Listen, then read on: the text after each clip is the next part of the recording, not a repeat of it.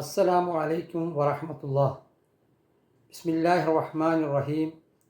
അൽഹംദുലില്ലാ അസ്സലാത്തു വസ്സലാമു അലാ റസൂലിൽ അമീൻ വഅലാ ആലിഹി വസഹ്ബിഹി അജ്മഈൻ. അമ്മാ ബഅദ്.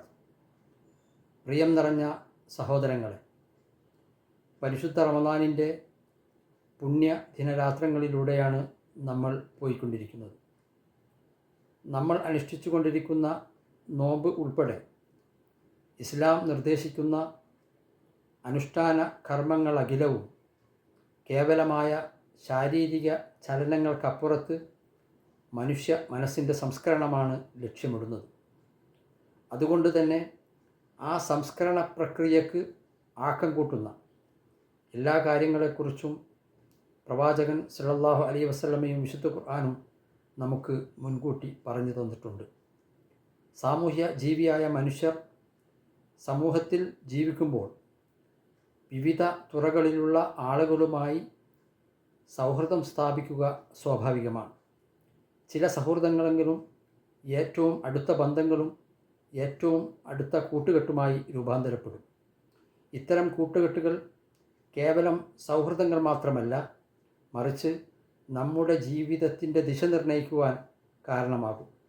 നമ്മുടെ സുഹൃത്തുക്കളുടെ സ്വാധീനം കാരണം നമ്മുടെ ജീവിതത്തിൻ്റെ ശൈലിയും സ്വഭാവവും രൂപീകരിക്കപ്പെടും എന്നത് ഒരു യാഥാർത്ഥ്യമാണ്.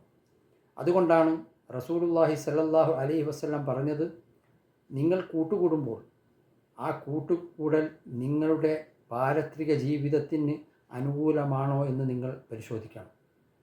റസൂലുള്ളാഹി സ്വല്ലല്ലാഹു അലൈഹി വസല്ലം പറഞ്ഞു, അൽ മർഉ അലാ ദീനി ഖലീലിഹി. ഒരു മനുഷ്യൻ അവൻ്റെ സുഹൃത്തിൻ്റെ ആശയത്തിലായിരിക്കും.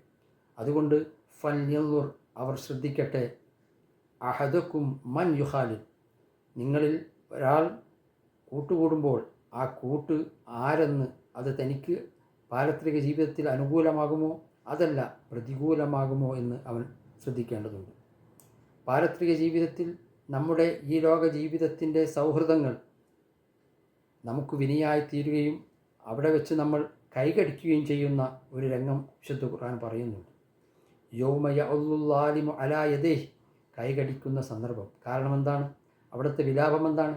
യാ വൈലത്താ ലൈതനി ലം അത്തഖിദ് ഫുലാനൻ ഖലീല, ഞാൻ ഇന്നാലിന്ന വ്യക്തിയെ സുഹൃത്തായി സ്വീകരിച്ചിട്ടില്ലായിരുന്നെങ്കിൽ എത്ര നന്നായിരുന്നേനെ എന്ന് വിലപിക്കുന്നു.